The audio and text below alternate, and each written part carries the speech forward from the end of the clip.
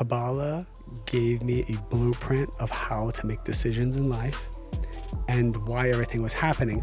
The most difficult time of your lives is often moments before the breakthrough comes. I am so excited to do this podcast because I have never interviewed a cult leader. This is my first cult leader, David Ghiyam. I appreciate that.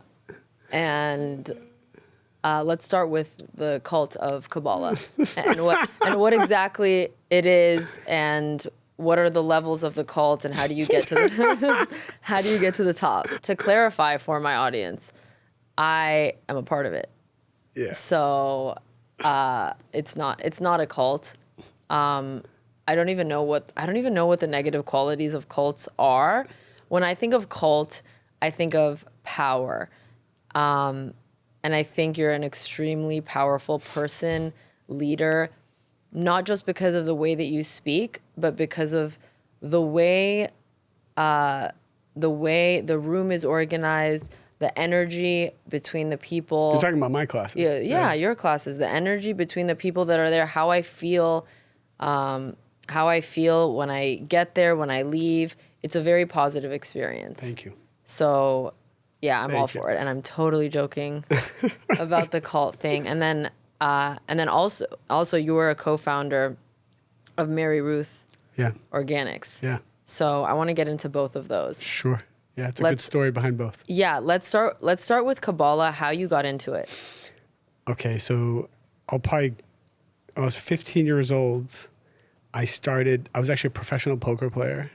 I didn't know that. Yeah, a lot of people don't know that. So I used to be I had a really intense personality. So I started to get into a lot of gambling, and poker was my favorite. I had like 5 to 8 hours a day. Sometimes I would just go to casinos and just play. They wouldn't know how old I was.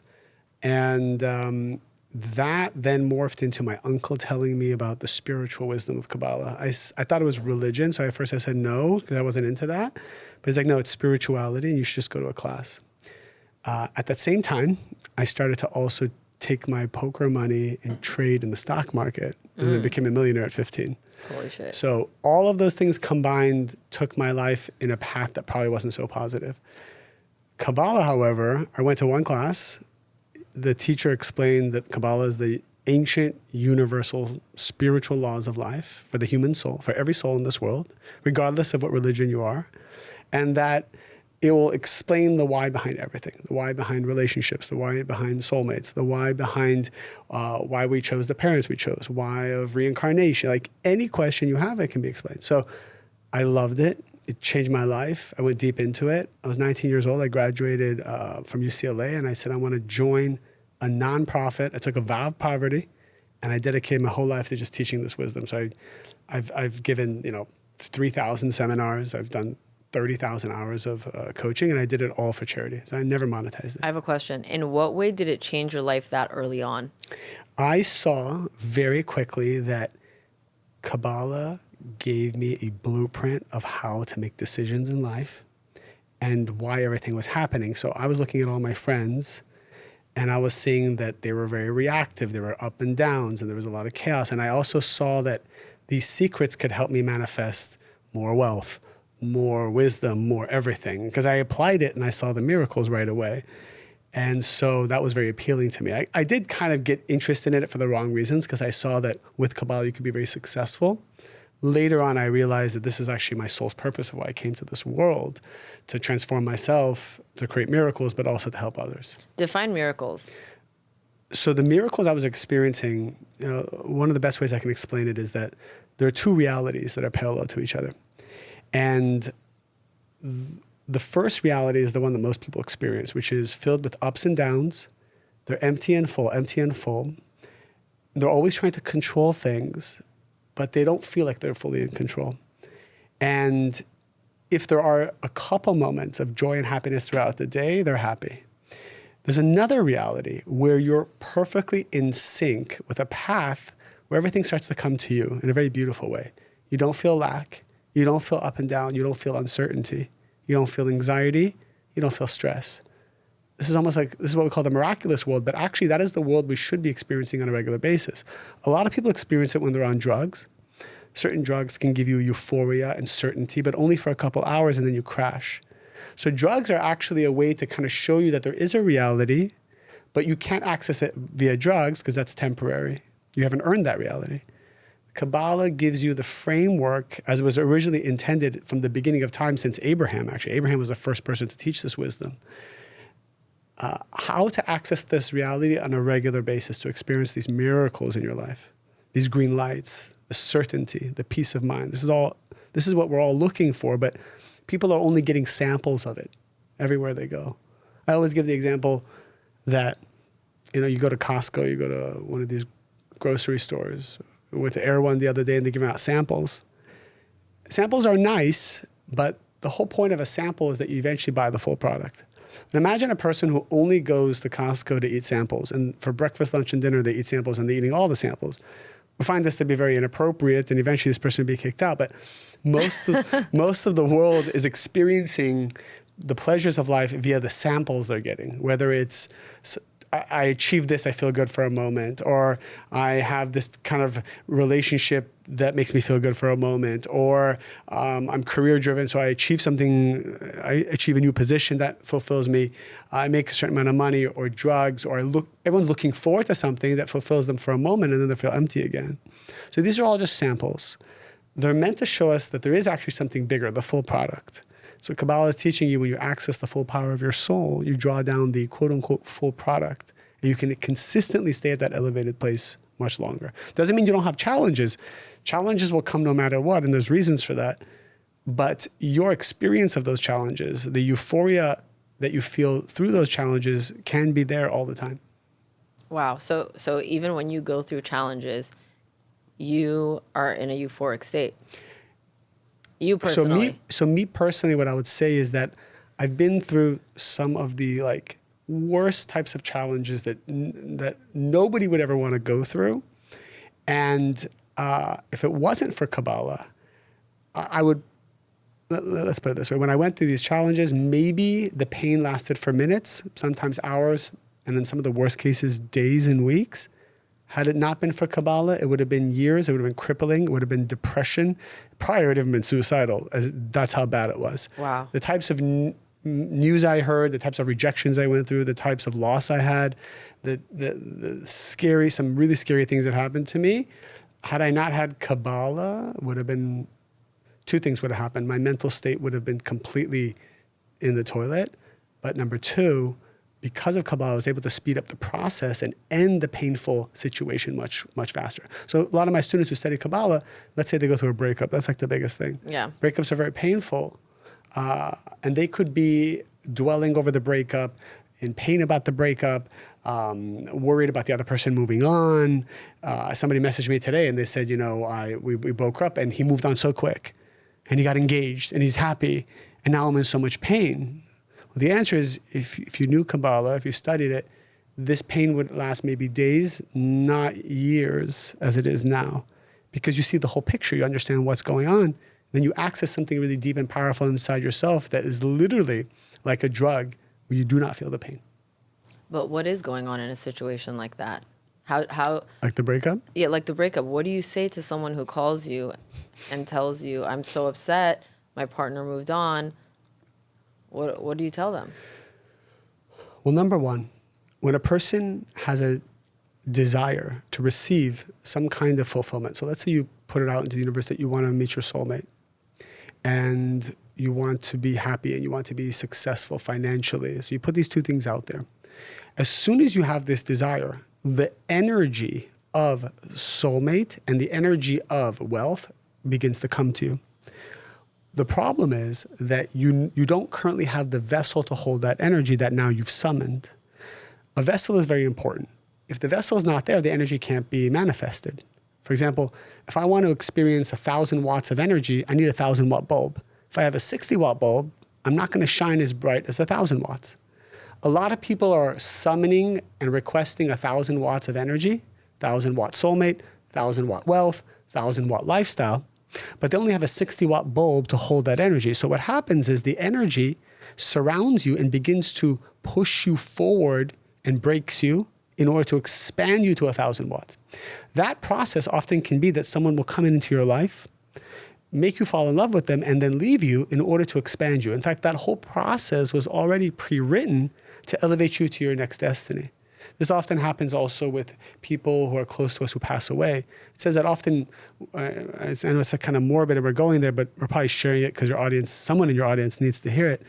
Like when a child passes away under the age of 12 for a girl or 13 for a boy, it says that these souls come as volunteers from the beginning, knowing that they're going to pass away, knowing and summoning that disease or that accident, because it's what the parents' souls needed in order to break that soul and expand their vessel, because they have a big potential they're supposed to reveal in the future.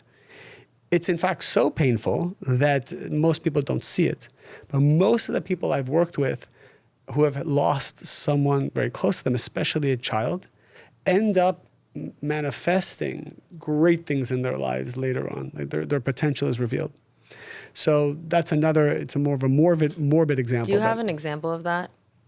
Personally? Yeah, and you don't have to name names, but, I mean, but someone whose child has... So I know many, and I can tell you just even MaryRuth, when we started the business, she came to study Kabbalah. That's how we met.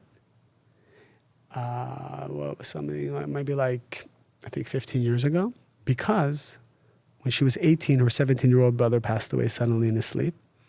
And when she was 12, her father passed away. Two things. And then right after that, her mom got 2 brain tumors, a surgery that caused her to be paralyzed. And then when MaryRuth was probably in her early 20s, she was about to lose her final family member. She realized she had to save her mom's life. So she got into health and wellness. And that's how she really became known as a health expert. She saved her mom's life, and then they both wanted to understand why these sudden deaths occurred. And they weren't getting answers through therapy. So they came to Kabbalah. Many people had recommended to her to come, and that's how she came. She learned about the soul's journey, about reincarnation, why these things happen. She started to have peace, and then we met, and that's how we started building what was MaryRuth Organics. So, which is obviously today, like, you know, her face is in 20 million households around just the U.S. alone. So that destiny of getting into health and wellness, creating one of the most well-known health and wellness products, this was always her destiny, and it was the tragedy that she went through that built her vessel and pushed her to go down that pathway. Wow, that is so powerful. Yeah, that's just one. I mean, I have hundreds of examples like that. Yeah. But so I do want to talk to you about this. So I understand the motive behind MaryRuth Organics. Yeah. That happened, and she's trying to figure out like what could have caused this. That was it. And when you started this company, how did you experience the miracles of it expanding to the level that it did? Because it's everywhere. Yeah. I mean, you look on Amazon, you look online, it's just everywhere. Everyone's using it. Yeah, yeah. So I don't think I've ever shared this story on a podcast before, so I'll share it with you now. When we started the company, 2014, we had no money. I've in the nonprofit world, so I wasn't making even a salary. She actually, from the passing of her father and brother, there was a collapse of a very successful company. They had a lumber company. She was in personal debt of close to $1 million. So when we got together, she had the debt and I had no income. And together we said, okay, well, how are we going to do this? And so we bootstrapped this company. I basically, actually, before I even tell you how we started the company, a year before that, I was helping people all around the world for 10 years learn the spiritual wisdom of Kabbalah and change their life. But then when I got married at the time, I didn't have any money, and I actually went into this really victim mindset of, wait a minute, I know this wisdom. I'm helping hundreds of thousands of people around the world, and I myself am broke. This doesn't make any sense. And I actually felt this victim pain, and I couldn't even support my family, couldn't even get food, like couldn't afford anything. We were behind on rent for 6 months. And then I realized, wait, Kabbalah explains that this is all an illusion. I was walking down New York City, and I said to myself, I don't have any lack. I'm a billionaire. I started to look at all the buildings, and I started to say, I own these buildings. I mean, I was acting like I was delusional, but I changed my mindset to one of complete joy and happiness. And I remember that day, MaryRuth's like, you're totally different. Like, what happened? And I never went back to the victim. I felt like I was so whole. I felt I already had everything. Yeah. A week later, we came up with an idea for the liquid vitamins. A week later, it came. And then I made a call to a manufacturer when we made a formula up, and the woman's like, well, the minimum is 20,000 bottles. I said, well, I can afford 20 bottles. She started laughing in my face. She's like, don't waste my time. She hang up the phone. I said, no, listen to me. I don't know why, but one day I'll be your biggest customer. I need you to make me 20 bottles. She's like, I'm not going to turn on my machinery for 20 bottles. Yeah. I said, do whatever it takes, because I promise you I was sent to you for a reason.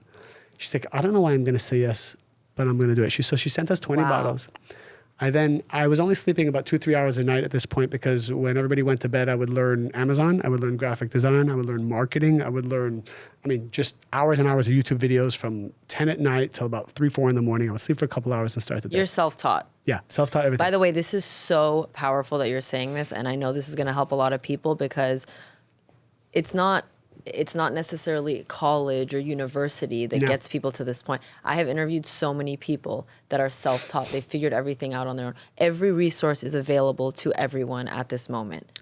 Phones, computers, everything is there, most of it for free. And so 100%. Yeah, so, I had zero background in any of this. I gave one of my most popular seminars is a prosperity mastery, where I talk about the 5 things that we did to build the brand spiritually. And one of them was this concept what I call overwhelming the system. So what I do when I want to manifest something is I overwhelm it, I suffocate it, and I throw everything at it. I learned to master it. So I mastered design, I mastered manufacturing, I mastered marketing. I learned everything there was about Facebook. I learned everything there was about Amazon. I went to lunches with people who had already mastered it. I surrounded myself with people who knew the secrets. I joined masterminds. I invested anything I could. I suffocated it, because I'm trying to show the universe that I mean business, and that there's no excuse not to manifest this for me. As long as you leave an opening, the negative side comes in and detracts from manifestation. So I will suffocate it to the point. I have so many stories of this too, of how I hire people. Like, every miracle I've created is I overwhelm the system to the point where it manifests. Yeah. So with the business, that's what I did. I said, well, I'm going to become the best Amazon seller. And by the way, today, 10 years later, we're the #1 seller of vitamins nationwide on Amazon. Most people don't know that, but it started at the C level of I knew I was going to get there. And then I took every course there was, even if it was a redundant course, everything you can imagine I did. I went to every event. I left no stone left unturned. MaryRuth did her part. I did my part. And those 20 bottles sold on Amazon. I think we made $300 that day. And it was one of the most emotional moments to be able to make money while you sleep. We hadn't had that before, because MaryRuth was meeting people one-on-one, teaching them health and wellness and helping them overcome health issues. She was meeting 12 people a day for free, 12 hours a day. One person would sign up out of those 12 and pay for the program, but she was working till 11 o'clock at night. During that time, she also had 4 miscarriages. Even one time, she had a miscarriage during one of her meetings, but she didn't tell the person, because she had to actually get the $300 for that session that she needed to pay our rent. So she went to the bathroom, had the miscarriage, came back, and finished the meeting, and finished the rest of the meetings the rest of the day, and only told me that night that it had happened. So there was a lot of pain and suffering right before the building of the business, because that's kind of the point of what I said before. Like, right before something great is going to manifest, it's going to be a lot of pain. There's going to be a lot of darkness. A lot of the negativity is going to come up to the surface so you can cleanse it. A lot of your doubts, a lot of your fears will come up to the surface right before you meet your soulmate, right before you have children, right before you have a great company, right before something great will manifest. The garbage comes up to the surface. So it did. So those 20 bottles sold. We made $300. We said, wow, this is amazing. If we can just get to 10,000 a month, we'll be set for the rest of our life. That's what we said. That year, I think the company did around $500,000, and then $2.5 million, and then 5, and then 10, and then 20, and then 80, and then 120, 160, and that was still 3 years ago, right? Without getting into the details of where we are now. Yeah, no, you guys are on another level. Right? You truly are. And we didn't hire one employee till we had 10 million in revenue.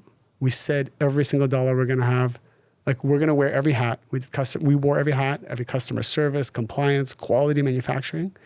We said every dollar we have, if we want to be competitive, we have to reinvest into marketing and reinvest into innovation. And that was kind of the beginnings of how it took off. I mean, today we have around 170 employees. We have about 230 products. And that all those miracles came from just, I think, the spirituality and the understanding of how the world works.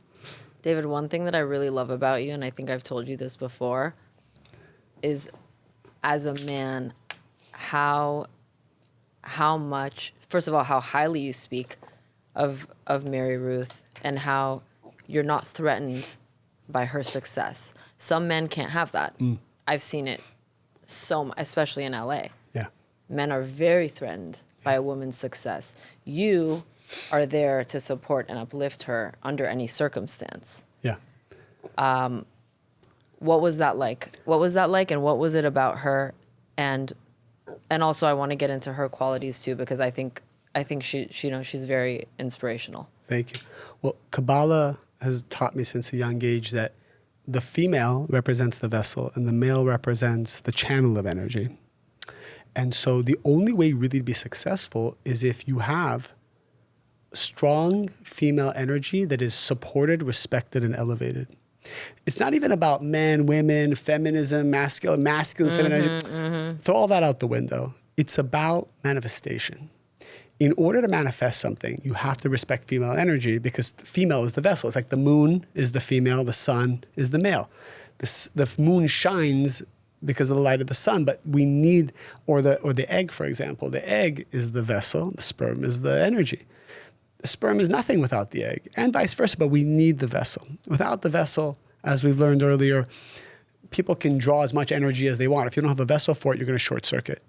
A great $10,000 bottle of wine is only as good as the cup you put it in. If I put a styrofoam cup that I just drank coffee from and I say, pour this wine in the styrofoam cup, nobody's going to feel the energy of the wine.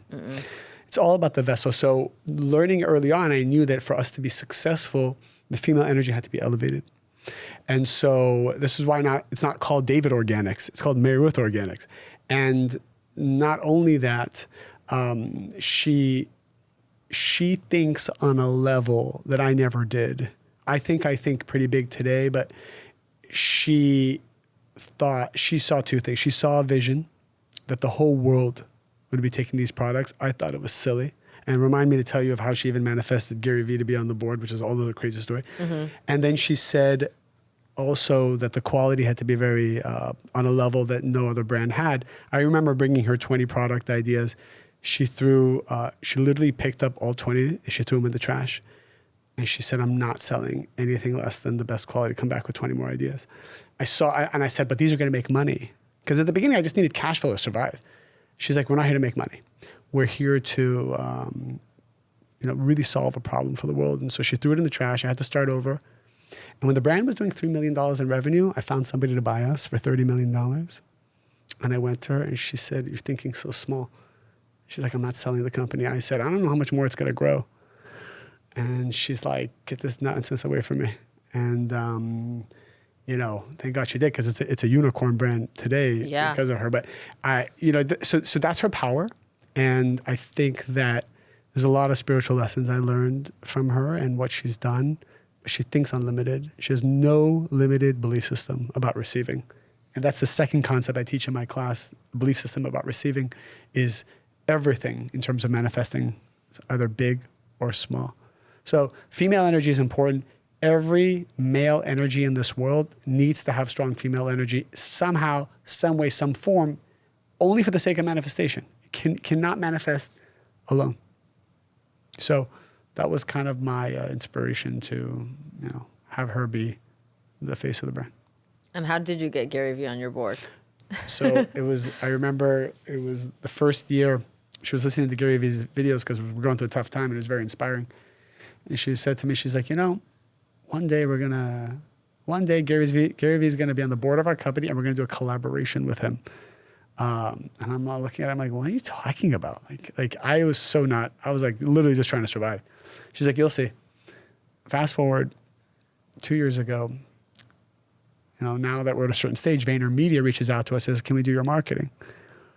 I wrote back and said, no, we do all our marketing in-house. We don't use agencies.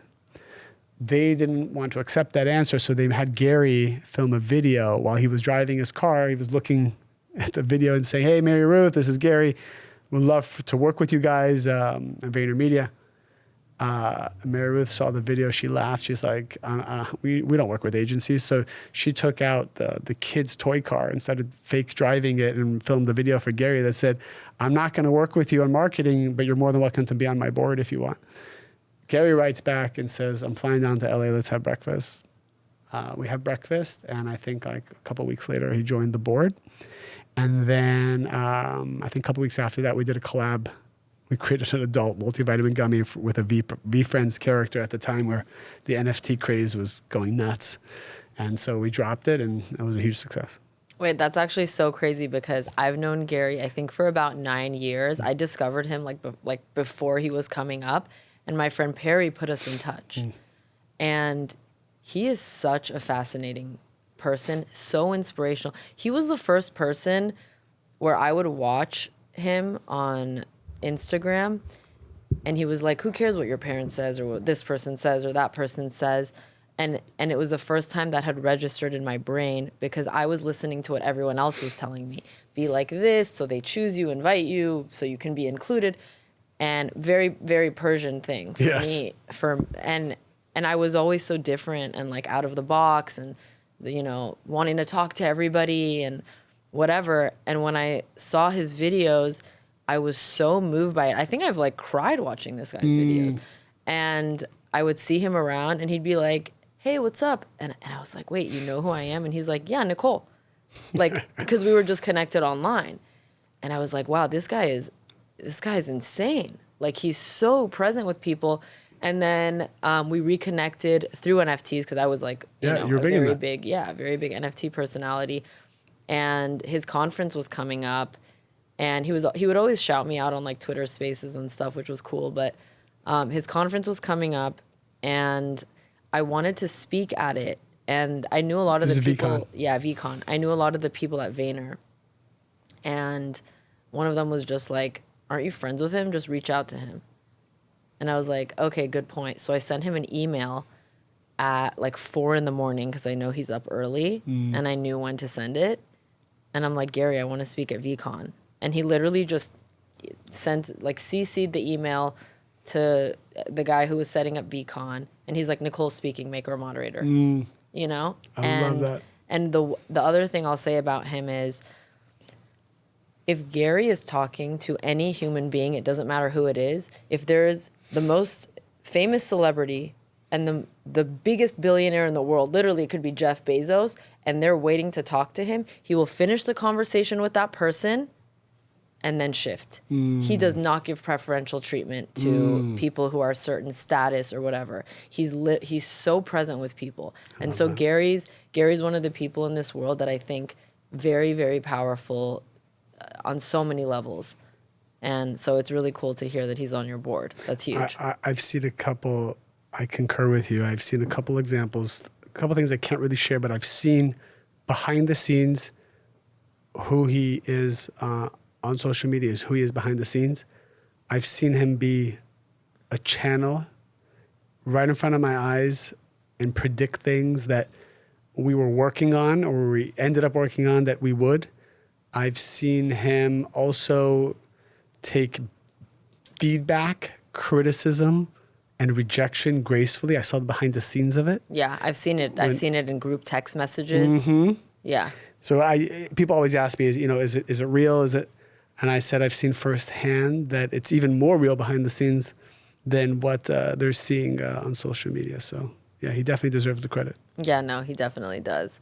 I want to talk to you a little bit about relationships because it comes up in Kabbalah a lot. Yeah. I think it's something. Health, wealth, and relationships are like the three main areas. Three main buckets that people are looking for. That people are looking for help with. And so I don't know what's going on in our current, climate, but marriage is still, we still have a 50% plus divorce rate. Yep. It's still hard for people to find a soulmate. I hear tons of statistics, which frankly, I don't give a shit about the statistics. I have to be honest with you. I don't care so much about the statistics because I feel like they're used so much in politics to be like, oh, well, we need to be traditional and women need to stop being career babes. And there's like a whole thing and everyone has such an agenda. One thing I love about you when we're in Kabbalah, every time you're like Republican, Democrat, throw that out the window. Doesn't matter. And I totally agree. I totally agree. But I do want to talk to you about the state of relationships and maybe also what people need to be looking for in terms of finding a good long-term partner. It's a great question. First, I'll say, I think we need to define soulmate. And Kabbalah explains that a soulmate is not just one person, and it's not a person, it's a soul. So for example, a person can experience many different iterations of a soulmate in one lifetime because the goal of why we came down to this world is to evolve the soul, transform all the negativity we came to the world with, and have what's called affinity of form with the creator. So if the creator has XYZ positive qualities, our job is to transform our negativity, our anger, our control issues, our fears, our fear of abandonment, our traumas, all the stuff we even bring from past lives, to be like the creator. That's how we access miracles. In order to achieve this, each one of our souls picks our parents that are perfect to see what our negativity is and to transform it. So for example, if my soul comes to this world with a fear of abandonment that I brought from a prior lifetime and I need to correct this and transform it, my soul may choose parents that are perfect for me to see and awaken my fear of abandonment. It's not, and maybe I'll pick parents that get divorced eventually. It's not that the divorce is what's causing the trauma. It's that I picked parents who will get divorced to awaken the trauma so that I can see it, not be a victim about it, transform it, and become like the creator and then access the world of miracles. So that being said, the soul also chooses and draws every soul that every relationship it has, in high school, in college, the ones that hurt you, the ones that helped you, the ones that loved you. So each one of these are actually a fragment of the soulmate coming to build your vessel to receive long-term fulfillment. Now, if we don't transform from these relationships, if we don't learn lessons, if we don't take full responsibility, even the most abusive ones, we don't actually change our vessel. So we're going to keep attracting the same kind of energy. Mm-hmm. Not only that, but let's say somebody is married to someone and they're not fulfilled. So they may say, well, I'm not really with my soulmate. However, I see this a lot. People come to Kabbalah 1 and they say that, and they say, well, should I stay or leave the relationship? I say, Kabbalah 1's 3 months long. It's 10 sessions, 3 months long. Don't do anything for 3 months. I want you to become the best version of yourself as you learn this wisdom in the next 3 months, and let's see what happens. What does happen is sometimes they transform so much, more in 3 months than they did in 10 years, that they earn the soul of their soulmate entering into the body of their current husband. So literally what you have now is a brand new husband who has a new soul or an additional soul that then makes this relationship fulfilling. I saw it recently, whereas there was a woman coming to study and she said, my husband's not spiritual at all. He doesn't enjoy any of this. He's actually this, that, and the other thing. He's stubborn, he's angry, he's selfish. I said, don't worry. You transform. Let's see what happens. And what ended up happening is, actually it's in your class, and you heard him say it. He basically saw his wife transform so much. Something inspired him. He became a whole different person. And now he's coming to class and he's learning and studying and it's changing his life. So the idea is that we can transform so much. We can elevate our consciousness so much. We can elevate our vibration so much that we actually draw new souls into our lives. We draw new soulmates. And the bodies could look the same, but the souls change. That's how in control we are of our lives. So what I'll tell people is the answer is always elevate your consciousness. elevate your certainty, elevate your giving nature, elevate transforming and healing traumas. Like there's so much, right? Kabbalah goes deep into like every single thing we need to do. I'm just kind of giving you a little taste. But the elevation of this consciousness and the transformation of soul is what will guarantee you the absolute best outcome in relationships. Some people need to go through more of this transformational experience when they're single. So that for them, it will take longer, but they can speed it up through the work. Some people actually begin their spiritual process after they meet someone. So what will happen is it will happen quicker for them because their real work is with a partner, not by themselves. The real fears come up when the partner comes. The real fears come up when this relationship kind of goes into its second, third, fourth year. The real fears come up when they have a child and the child makes things very difficult and hormones are challenging and postpartum is challenging. And then all this stuff comes up. Often men and women experience this. Wait a minute, my husband became totally different after we had kids. My wife became totally different when we had kids. Well, that was the whole point. The whole point was you guys came together to experience this challenge, to see each other's shadow side, to see each other's garbage, these fears, so you can transform them, not to blame the other person. If you don't, you'll attract the same person. And if you still don't, then a person will die and experience a reincarnation, will experience the same thing again. Wow. Yeah. So a lot of the relationships we have now, we've actually had them thousands of times and we just didn't transform.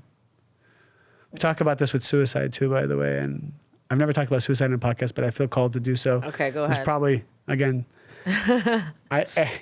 every time I've shared this story, someone has written to me and saying that it actually helped them while they were suicidal. So I'll share it. Please. When a person has a desire to take their life, this desire, it's not the first time they've had the desire. Let's say a person is 36 years old, 3 months, and 3 days old.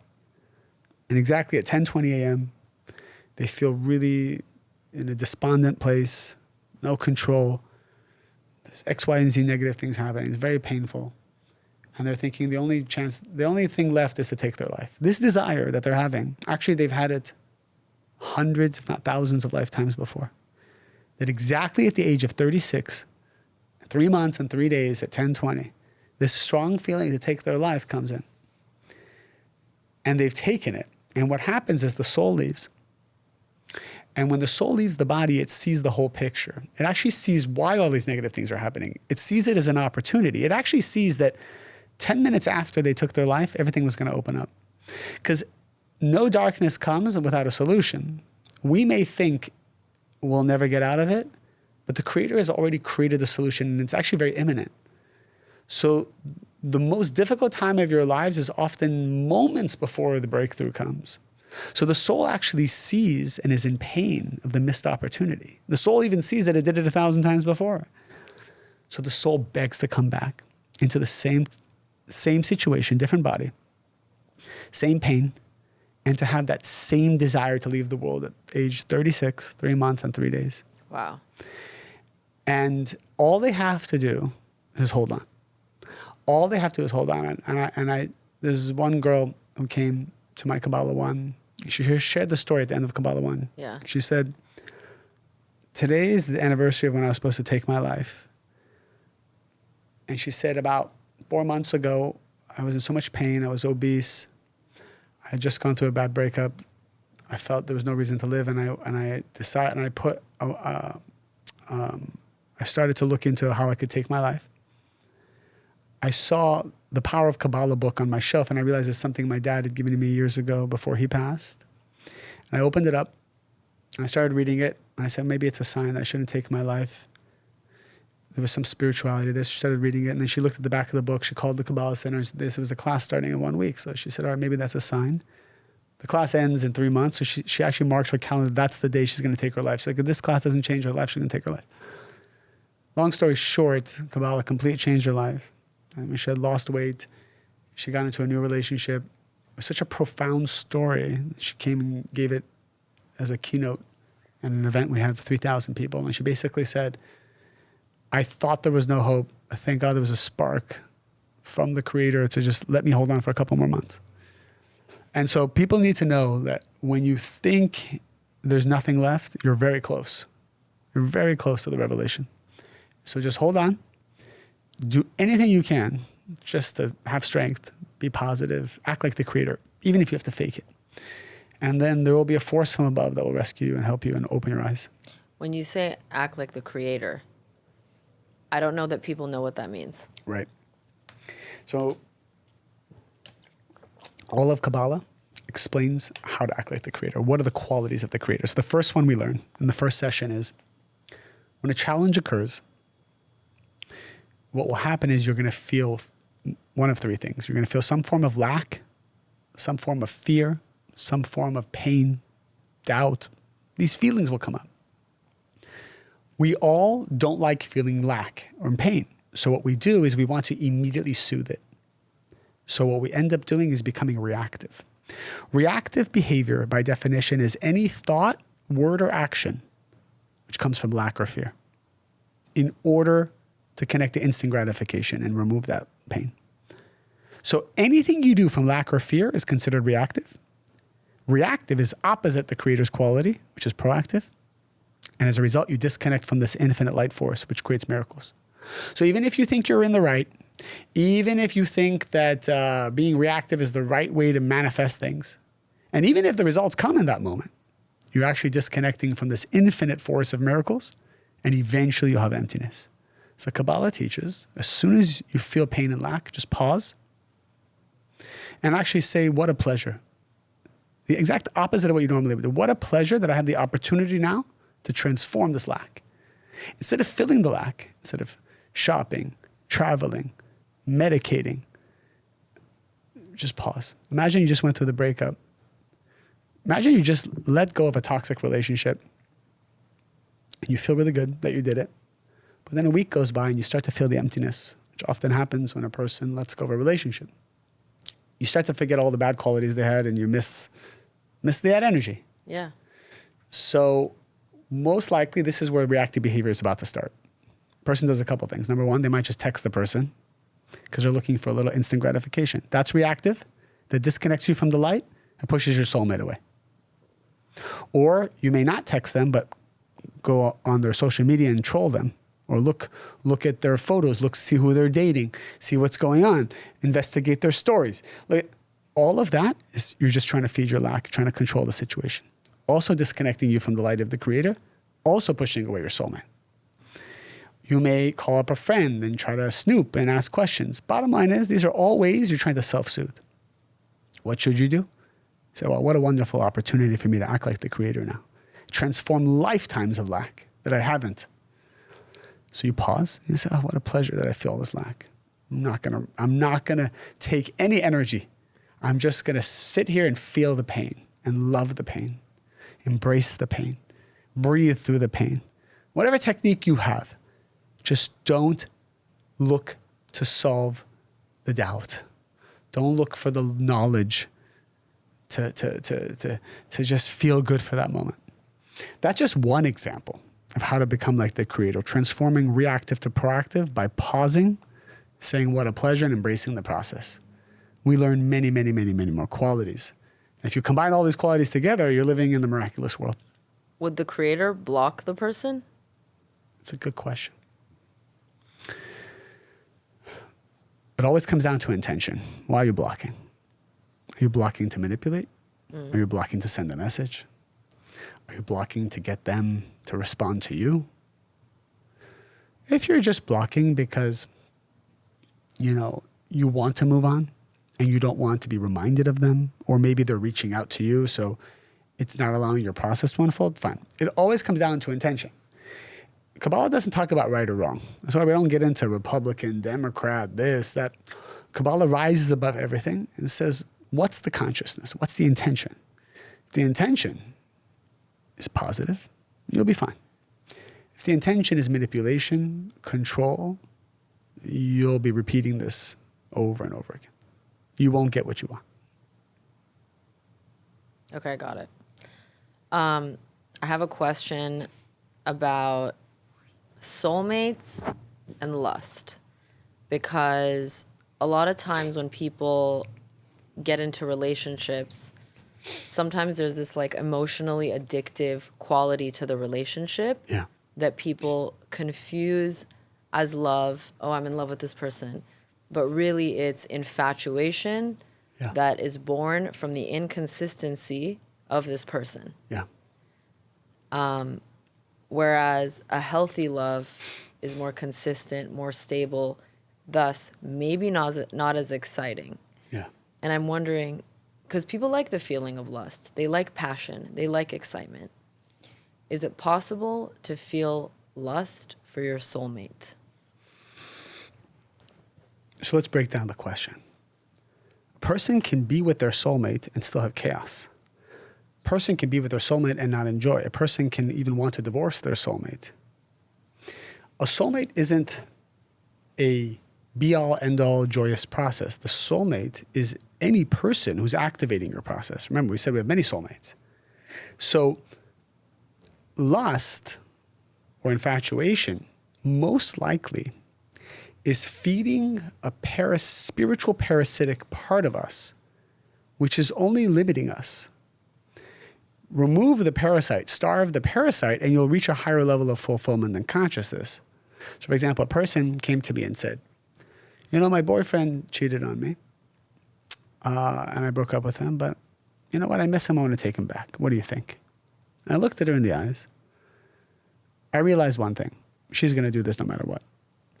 So I said, you should absolutely take him back and enjoy it. And guess what? He's probably going to cheat on you again, but that's okay because you'll go through a lot of pain and you're going to learn. What's the problem? She smiled and said, thank you so much, because she was going to do it anyways. Yeah.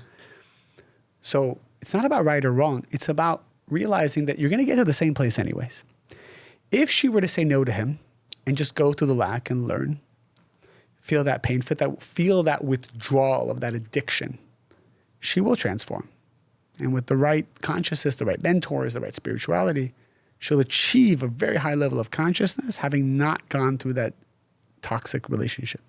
However, she decides to dive headfirst into it. She'll also go through a lot of pain, and she'll eventually, maybe years later, experience the same lesson and the same elevated consciousness. So I tell people it's not about right or wrong. You're going to get to that place your soul was always meant to get to. If you do it the spiritual way, it'll go faster and it'll be more merciful. You'll have more miracles. If you do it through the comfortable way, it's fine. You'll go through pain. You know, for example, alcohol. I don't know about you, but it makes me feel horrible the next day. I never drink. You never drink. It's very rare that I'd ever drink. I've probably cut out 99% of it sometimes. Yeah. You know, I'm like, you know what? I'm going to have a little drink and I'm going to have some fun with my friends. And guess what? I'm going to feel horrible in the morning, and that's okay. in the morning, I'll remember it wasn't worth it. Yeah. But we still do it because there is a part of us that likes to experience. So what I'll tell everybody is anything that you're relying on for your happiness eventually will be taken away from you. So the secret is how to get to a place, even through meditation, where you're not relying on it. So one of the things, for example, I'll do is if I have success, I will visualize not having the success. And visualizing it from the point of view is saying, do I still love myself? Do I still respect myself if I didn't have money? Do I still respect myself if I didn't have this gift or that gift? I don't know. You know, I did this exercise even with my social media. I didn't have a following. And then all of a sudden I had a little bit of followings. So I started to visualize not having a following because I was so afraid that people following you and maybe respecting you or maybe saying good things, it starts to build a dependence energetically. So what happens all of a sudden if this is taken away? What happens when people speak poorly of you? You enter into a depression. But what's interesting is once you get to a certain level of status or following, and this happens with everyone, so I'm sure it's happening with you, there are some people that will speak badly about you just because that's true. what happens. Yeah, yesterday I had somebody write to me and saying, you're the worst person I've ever met in my life. I never met this person. It was just, I don't know what it was. Maybe it was a bot, maybe it wasn't. But I asked myself, I looked at it and I said, oh, what a pleasure. I said, this is really good. But what's interesting was a couple months ago, somebody hacked my account and I lost everything for a couple of days. And I didn't know. And I talked to some people and said, all right, this is really bad. It was so sophisticated, I wasn't going to get the account back. And I said to myself, well, I guess that wasn't meant to be. And this is after I had already gotten, a lot of traction. I did feel the pain for a little bit. And I saw the pain that I felt was my attachment to my ego attachment to what that was supposed to do for me. So the pain, to the extent of the pain, is to the extent of your attachment to something external as your God, as opposed to awakening the light of God inside of you. So I felt the pain, but then I realized, well, this is the pain of what I need to transform. And then I got really excited about losing the account. I got really excited because I said the most important thing is that I am fully self-sufficient in my godliness. If the Creator wants me to spread this wisdom, great. If it doesn't, He'll find a different way to do it. Why does it need to be through me? And then I think like 72 hours, it came back. So the point is, many times we're with people in a relationship, but we need them so badly. We lean on them for energy so badly that they become primary and the Creator becomes secondary to us. The Creator is a nice concept, whatever, but we're so addicted. Anything you're addicted to must be taken away because it's idol worship. It's like you're never going to fulfill your potential that way. So I literally try to write down, what am I addicted to? What if I lose today, I would fall into a depression. And then I visualize losing it. Now everybody says, well, what about if you visualize losing something, aren't you creating that reality? The answer is no. That concept of visualizing creates the reality is only if those thoughts come to you externally, reactively. For example, if I'm just driving and all of a sudden I have doubts, worries, and anxieties about losing all my money, and I think about those and I get worried, I go, oh my God, oh my God, what if it does happen? I start worrying about my future. That's what manifests it. Yeah. So that's an external intrusive thought, not coming on my timeline, infiltrating my mind, and then me holding on to it. However, if I sit down and I proactively visualize my death, I will have more life. If I proactively visualize losing a relationship to see what that feels like, because I want to see where my addictions are, I create life. The same way the cells in our body proactively die so they're reborn and rejuvenate, this is called anti-aging. When the cells stop doing that, they become cancer cells. So we need to meditate on letting everything go in order to refresh it all the time. You go to the gym to break down your cells in order to regrow stronger ones. You do that proactively. For example, cold plunging is a very interesting fact. If I meditate to go into a cold plunge intentionally for 3 minutes, there's all these health benefits. If someone throws me into a cold pool that is the same temperature, and I feel like I'm about to die and I'm flailing my arms trying to get out, and I'm in there for 3 minutes, there's no health benefits. Wow. So I have the same exposure to cold for 3 minutes. One has health benefits, one doesn't. Why? Because the first one I did with intention and consciousness. The third one, I was pushed into it. So I do not have the health benefits. Same with the gym. If you're at the gym and you're meditating on those muscles and you're thinking about them and you're conscious of them while you're working out, studies show that you have more strength, your muscles grow, so on and so forth. But if you're thinking about something else, your mind is elsewhere, you don't have as much energy. Okay, wow. Yeah. I want to go back to the soulmate lust thing really quickly because I want to give you a specific type of example. What is your audience going through? Like, what is your audience usually going through? This is one thing that because I want us to my audience is going through. Yeah, no, Micah, my audience is going through this. So I have a guy friend who has been married for 12, 13 years. Okay. All of a sudden, how old is he? He is 30 something. What sign is he? I don't know. Okay. I don't know. Nationality? But this all this matters. This does it all. But I ask these questions because it helps me draw that soul in the discussion, so I have a more clear answer. But it's okay if you don't want to share. Okay. So, well, just because I've seen this so much, I've seen it with men, women. Yep. I'm just giving you the specific more example. general example, sure. So married 12 years, with mid-30s. Yeah. So with his wife, best friends, got married a long time ago. I guess the like sexual component isn't there. Sure. Or whatever, but he meets new new people all the time, and he met a woman at his kid's school, and they're sort of like excited about each other, but nobody's nobody's cheating. Nobody's cheating. Nobody's cheating. But there is an excitement that is new and different from the relationships, I guess, that they're in. Sure. So can he do something to ignite that same excitement with his wife? Because I would say that what he's experiencing with the other woman, who's also married, aka unavailable, is lust, newness, excitement. Oh my God, the attention, you know what I mean? The likes, the whatever. So, and by the way, I've heard this story a million times. So have I. So if this guy was sitting in front of me, a lot of times people are looking for what's the right thing to do or the wrong thing to do. What's the advice of how to, I try to throw all of these outlines and textbooks out the window, and I try to really listen to the soul of the person. What is good for the soul of the person? Everyone has a different process. That's why we can never judge it. I've probably done 30,000 hours of one-on-one coaching, and I've heard every story imaginable. I've heard mob confessions. I've heard so many different things. And what I've learned is each person deserves a unique answer that is for their soul. If we have to give a general answer, okay, I would first ask this person, what do you want? Let's start with what you want, because you will always be led towards what you want. Do you want lust? Is it intimacy you're looking for? Are you not being respected? Let's get clear. So I'll ask these questions, and eventually, first thing they always say is not the answer. It's always a little bit deeper than that. So I'll keep digging and digging and digging.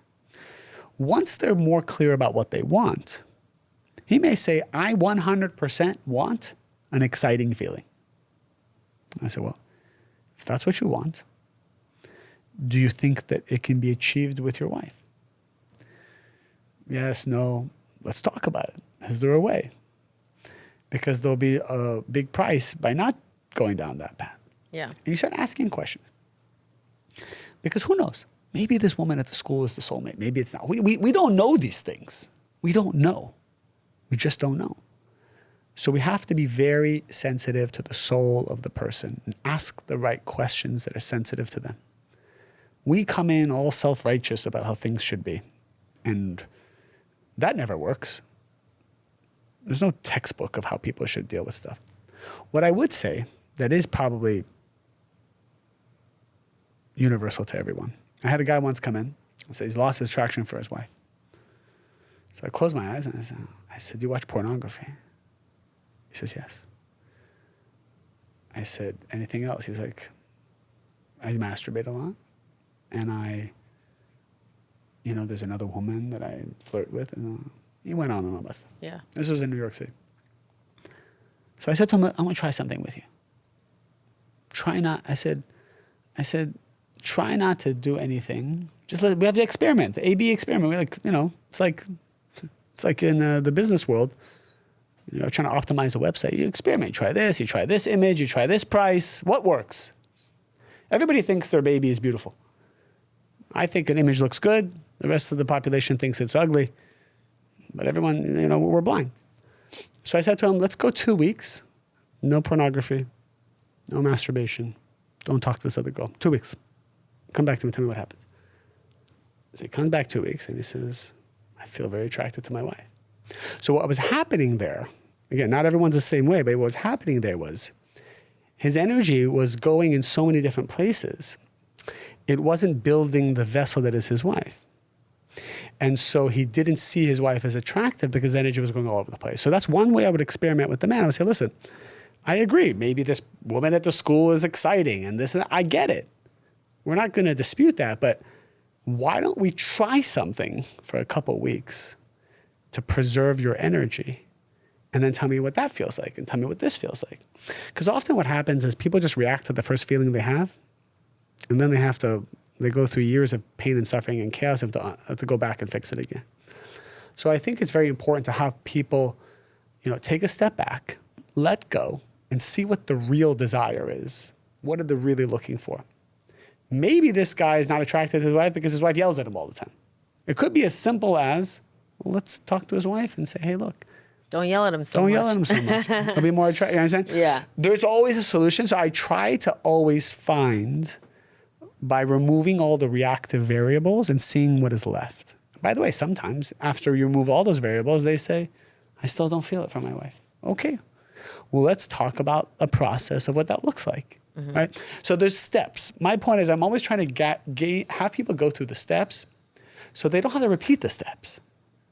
This lifetime, next lifetime, that's what it's about. No judgment.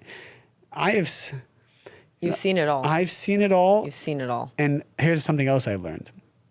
If I was in that person's shoes and I had their past life and I had their parents and I had their negative traits and I had their soul, I can tell you without a shadow of a doubt, I would be doing the same thing they're doing. So us sitting here pointing, I can't believe you're doing this, you're doing that. You know, you see like Jews, Palestinians, this, Republicans, Democrats. I guarantee you. How could they say this? I guarantee you. If you were in their position, you would do the same thing. Exact same thing. That's exactly how I feel. At least start there. Yeah. At least start there, and then once you can feel that, then the universe will give you more wisdom of how to deal with the situation. Okay, that's really powerful. That is really powerful. I want to talk about you for a second because Before you continue, okay, I'm going to share one more thing. What I just shared wasn't really a direct answer. It was a lot of different energies I shared. So whoever's listening, the way I shared that is it will reveal in your soul an answer. So what will happen is, I don't know, if 1 million people hear this, 1 million people, if I ask 1 million people, what did you hear? We have 1 million different answers. right. Part of the reason, that's why if you hear this podcast again in a week, you'll hear it totally different because your soul is different. If you hear this in a year, again, you'll get new secrets because we're not revealing lessons, we're revealing between us energy, and your vessel is different every time you hear it. So the energy takes on a new shape and form each time. All right, you can keep going. Sorry to interrupt you. Okay, no worries. So I'm going to have to listen to it again too as the interviewer. Correct. You'll be like, we talked about that? So, you know, you co-founded and built MaryRuth Organics. Kabbalah teacher. Still doing it all these years later. Yeah, 50% of my time is with Kabbalah. And I do that for charity. Yeah. Yeah. I know that. Now, you have this presence on social media and you're growing. Yeah. Is there something that's next for you that's different than what you've been doing? Has it opened up something else for you? So something that I do, and I believe it will help other people if they do it too. I try to have a lot of free time. So despite, having the business and this and that, I try to spend a few hours a day. Like this morning I told you I woke up early, I couldn't sleep. So this is a sign I need to do this exercise. And for 3 hours, I walked around my living room. Sometimes I do this walking out in the street. And I'll just clear my mind and talk out loud to the universe and say, what do you want me to do today? There's a couple questions I ask. What do you want me to do today? Show me a vision of something you want me to manifest. And my whole thing is I need to come up with one. I've never shared this, I feel like, on your podcast. I hope it doesn't come out the wrong way, but what is one $100 million idea a year? I need to come up with one. I started doing this exercise 2 years ago. And anytime you just ask yourself that I've question? done it twice, and it's happened twice in a row. The first time I did it, I came up with the idea for a competitor Nutrafol, a hair growth product. I know that product. Yeah. It does very well. Yeah, it will be a $100 million product this year. Is it yours? Yeah, it's mine. Nutrafol is your company? No, not Nutrafol. It's a competitor to Nutrafol. Oh, okay. I was just like, whoa. Yeah, I was taking been? Nutrafol myself. Even though I own a vitamin company, I'm taking Nutrafol. Yeah. Because it is a good product. Yeah.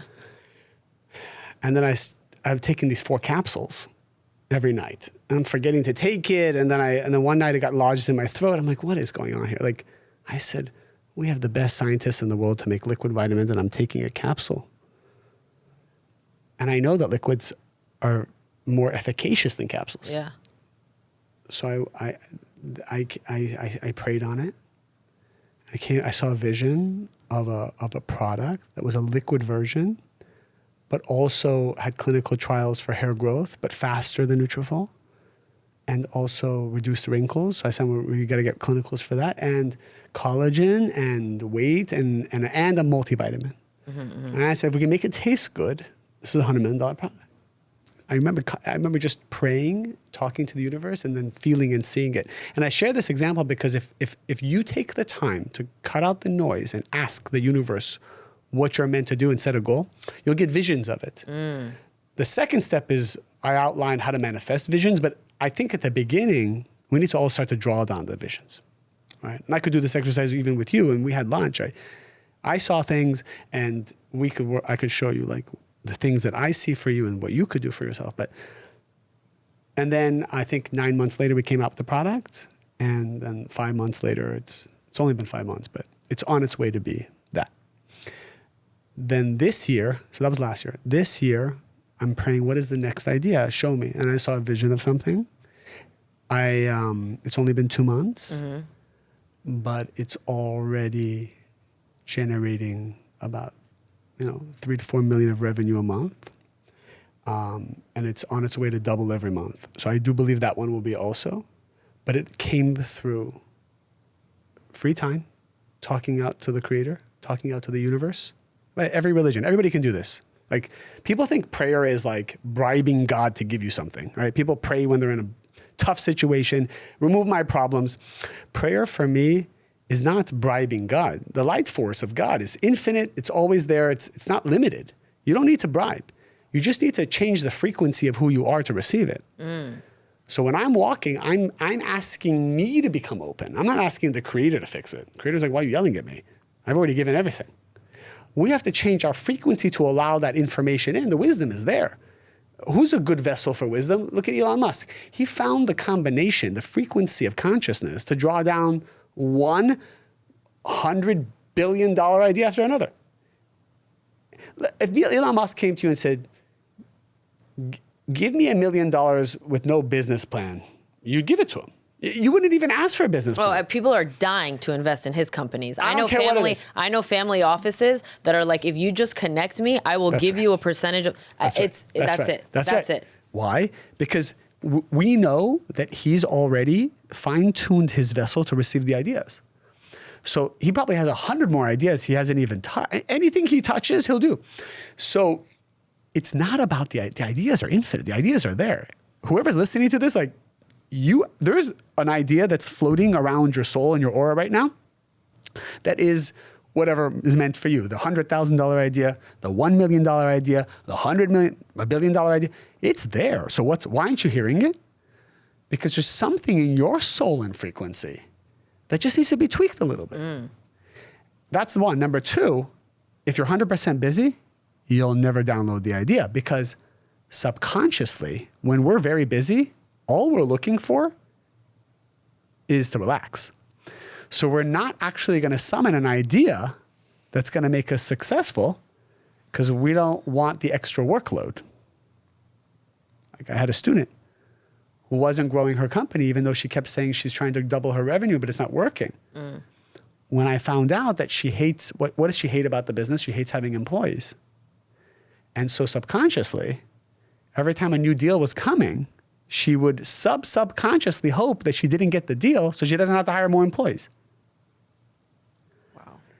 So we all have this something inside of us that on one hand we want something, on the other hand we're blocking it because we don't want it. When you resolve that, and Kabbalah teaches how to do that, then the idea comes in and then you just got to manifest it, which is it's a second lesson, right? 50% of it is drawing the idea. The other 50% is manifesting it. By the way, some people are amazing idea generators. They have 1,000 ideas, but they always trip at the finish line. Some people are great manifestors. These are usually like great employees, but they don't know how to draw the vision. each one of us has both. And these are also male and female energies, right? The male is the one who draws the vision. The female is the one who manifests, right? So we all have male and female energies inside of us. We have male and female souls. It's very beautiful. Kabbalah explains it. We're just not connected to it fully. So we don't do anything. We wait. We depend on other people. We get this business partner. The business partner screws us. The Creator's trying to tell you, you had it in you the whole time. You didn't need this business partner, but because we don't know spirituality, we don't know how the universe works, we don't know Kabbalah, which Kabbalah actually means to receive, the word Kabbalah. We end up thinking we got to do all these other fancy things. You know, our branding, some people say our branding is one of the best branding they've ever seen in, like, one of the top. For MaryRuth? Like, MaryRuth, yeah, MaryRuth's okay. branding. The CEO of Whole Foods said it's one of the best brandings he's ever seen. He said it brings warmth back into the vitamin aisle. Mm-hmm. This branding, this logo, cost us $5, $6, right? I took a photo. Dang. I didn't tell you this. I took a photo of MaryRuth as she was walking. I said, stand by the wall. I took a photo. I said, turn to the side. Took a photo. She had a little bow in her hair. I went on Fiverr. I found some guy, I think from India. I said, can you make this into a caricature? He said, sure. It's $5. It came back like 2 hours later. And that's the logo? And that's the logo. There was no fancy packaging company. Over time, when we had a designer, you know, she tweaked it. She made it. It used to be an oval. She made it into a circle. So we refined it. Right. But people pay hundreds of thousands of dollars for another company to come in. And by the way, we've done that too sometimes on other stuff. Like there are times to bring in the professionals. Right. But my point is, there's also 9 out of 10 times you have it inside of you on a soul level. You can draw it down. So. David, last question. Yes. I ask everyone this question on my podcast. Sure. So everyone has so many messages that they want to share, but they find it hard to put it in order of, you know, what's the most important, what needs to be shared most urgently in this world at this moment in time. And so I came up with this scenario to narrow it down. Yeah. So this is the scenario. You are nominated for Best Documentary, let's say.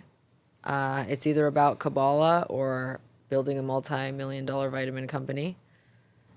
And they read the nominees.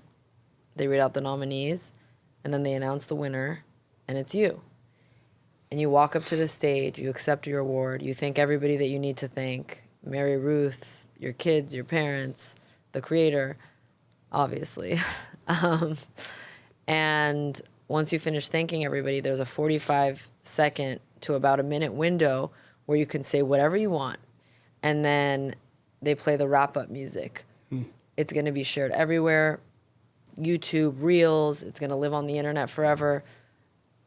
What are you going to say in that 45 seconds that you feel most urgently needs to be shared to the world right now? Don't leave your house feeling any kind of lack or feeling that you need anything. The vibration in which you leave your house and start your day, go to your business, engage with your friends, engage with customers, engage with investors. That vibration will determine who you attract, what you attract. Because lack attracts lack. Wholeness attracts wholeness. And if I leave my house because I think I need something, I'm just going to attract needy vessels. And so that day will go by and manifestation won't occur. The law of resonance is that whatever I am is what I'm going to attract. And every morning when we wake up, our soul experiences a little bit of death. The body experiences a little bit of death. Death is lack. And that is why every morning, no matter how spiritual you are, how successful you are, you're always going to feel like something's missing, because that's what sleep does. Sleep connects to death. It rejuvenates, but the body experiences a little bit of death. And that's why you see the body, you know, a person needs to brush their teeth and use the restroom. Like there's a death in the morning. So take 1 minute, 5 minutes, 10 minutes, sit down, meditate, that you're not missing anything. You have everything already. You have your soulmate. You have success. You have wealth. You have healing. You have wisdom. You have certainty. Try to feel it inside of you.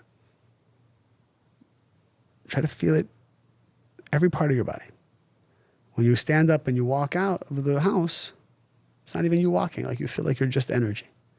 Your whole day will be different. New destiny will come to you. The most amazing people will come to you. The wrong people will leave you. Toxic people will know not to come next to you. You'll have a force field, an aura that is so powerful that it's like the king with his army around him. People can't get close to the king. Are you a king or are you a peasant? So the king has so many soldiers around him. If you come out feeling like a king, you'll have this army of angels around you. All the negative people can't get through. If you think you're a peasant, everyone will take advantage of you, walk all over you. All the mixed feelings, you'll have confusion.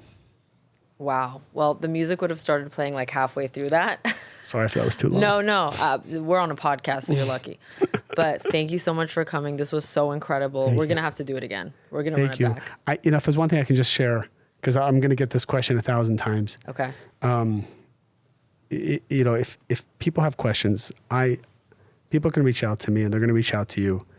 I have a feeling we'll probably do this again also. If a person wants to learn more, the class that you're taking, I filmed it 6 years ago and I put it on a master class and I made it a pay what you can model. You can pay $0 if you want. It's all charity. But it is the most life-changing course. Everything we talked about here, a person can learn. I have hundreds of thousands of people all around the world listening to it, and I created it because I want people's lives to change. The website is Kabbalah1.com, KABBALAHONE.com. And that's it. I don't monetize my platform. All of this goes to charity, whatever people want to give. But that, I promise them, after one session will change your life. Beautiful. Thank you, Frank. Thanks, David.